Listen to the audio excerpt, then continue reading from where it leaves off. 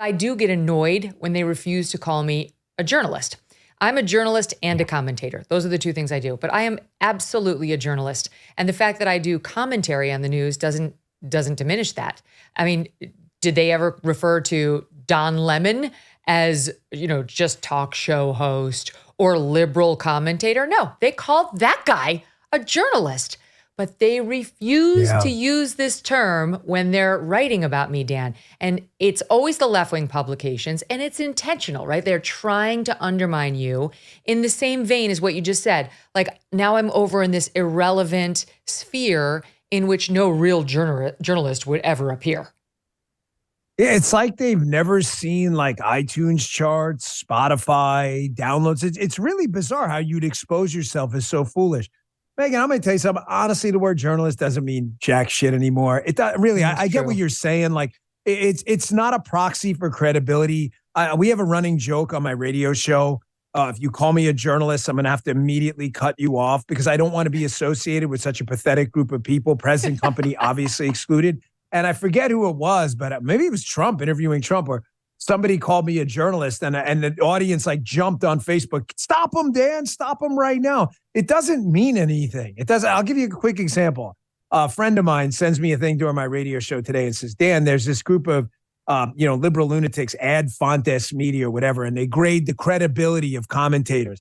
And they said they gave you an F and Rachel Maddow an A. And I said, that's hilarious because Moscow Rachel Maddow, who pretends to be a journalist, has, almost, I hate the word literally, but almost literally gotten every single major story of our time about Trump wrong. The impeachment thing, the collusion stuff, the spying operation, the Mike Flynn story, the tax returns. We got them right. I wrote books on them, actual books on them. I footnoted them with liberal sources, extensively researched, and yet we get an F. Why?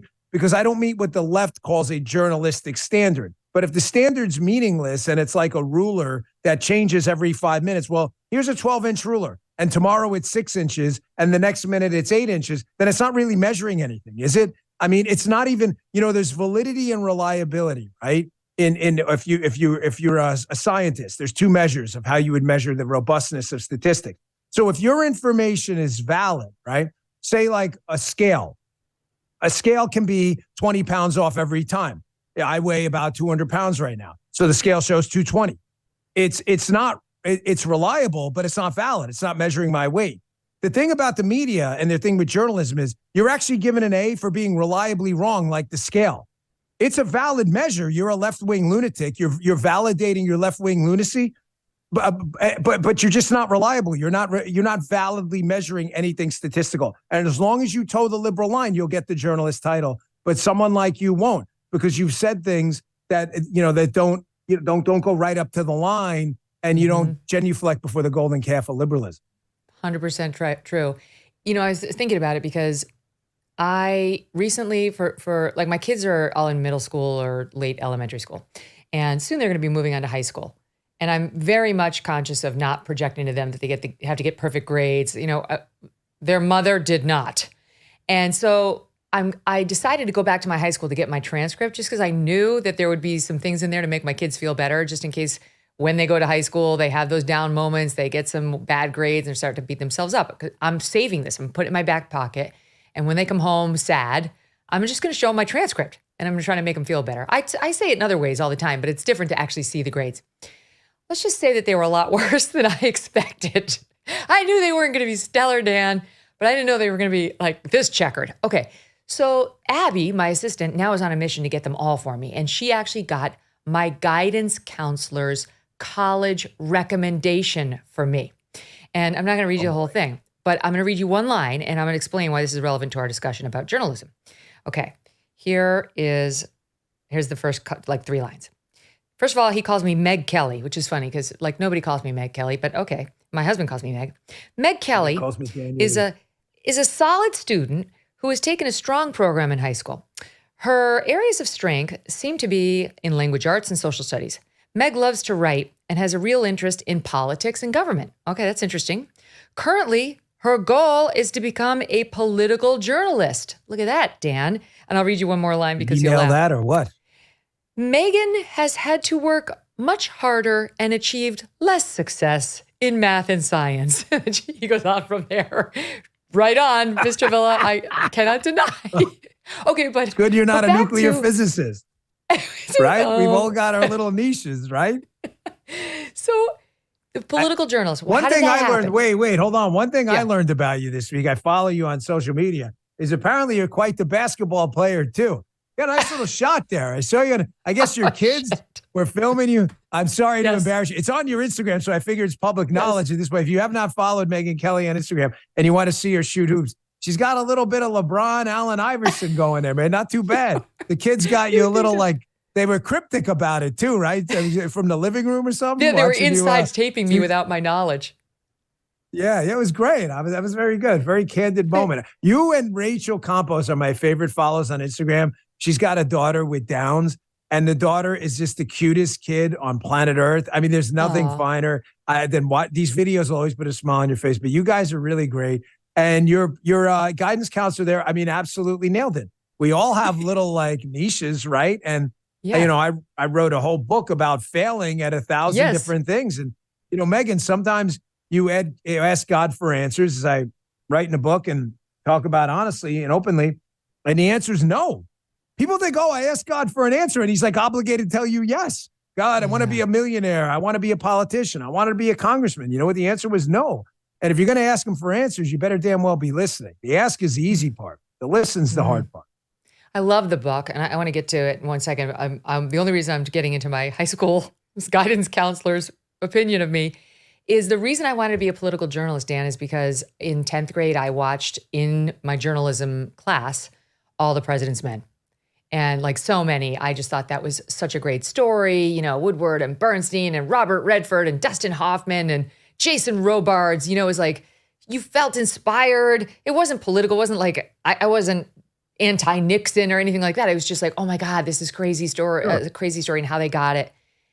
I don't even know what we are anymore. You're right. The term journalist is meaningless now. If anything, it has a negative connotation, and you've given me a new way of looking at this irritant. I'm actually going to let this irritant go, because you're right. That term itself is not what it once was. It is, and journalism itself is not what it once was. Yeah, I mean, there's a lot of theories about what killed journalism. I think, and it's never one thing. I mean, there's never really in life a road to Damascus moment. I mean, you know, that happens in great stories in the Bible and great cataclysmic events, but in life, things happen on an incline and a decline. They happen slowly, you know, the simple machines, you know, an incline ramp there. And the thing about what one of the lead factors, if you had to attribute it, say, I don't know, 51.62% of it, is definitely the subscription model for journalism online. Right now, you have this model online where it's really easy to disconnect. When we were growing up in New York, there was basically two papers. The conservatives bought the New York Post. The liberals bought the Daily News. Maybe you picked up a Newsday once in a while. But, you know, they had their audience. The other one had theirs. But they would generally agree on a certain set of facts. It was just how they kind of put lipstick on the facts that mattered, because there was always crossover, too. Some people bought both. Now with the litany of information with social media, which is democratized information exchange. I mean, you and I can go and report on a story on Twitter or True Social right now and break news ahead of the Washington Post. I mean, Megyn, one thing I was astounded to learn, and it's not a self-praise moment at all. It's just a hard reality. You can look up yourself. My Facebook page, which is one of the most popular in the world, has a larger distribution than the Washington Post and the New York Times combined. I found that out, by the way, through the New York Times. Kevin Roos, who wrote an article about me, it's sitting right there on the wall because I love to mock them. It's called Right-Wing Pundit Draws a Lot of Who's on Facebook. And he'll tell you, I have a bigger audience than them combined. So I can crack a story quicker than them. So the problem they have now is you got a bunch of left-wing nuts who are subscribed to this business model that's old. And if you lose 10, 20% of them because you write an honest article about Trump, your business is finished. It's done. Millions of Americans earn and use credit card rewards. A few big box retailers want to take those rewards away. What the? That's according to the Electronics Payment Coalition, a sponsor of today's episode. Rewards that you may like to use on your groceries or your school supplies, cash back to save on your gas and to grow small businesses, whatever you use that cash back for, and travel miles to make memories. The so-called Credit Card Competition Act would eliminate credit card rewards. No more travel miles, no more cash back. Visit handsoffmyrewards.com to learn more. And if you want to help them, tell your legislator to stand up to the retail giants and to support consumers and small businesses. Hey, thanks so much for watching. If you like what you just saw, hit the subscribe button for more clips and full episodes.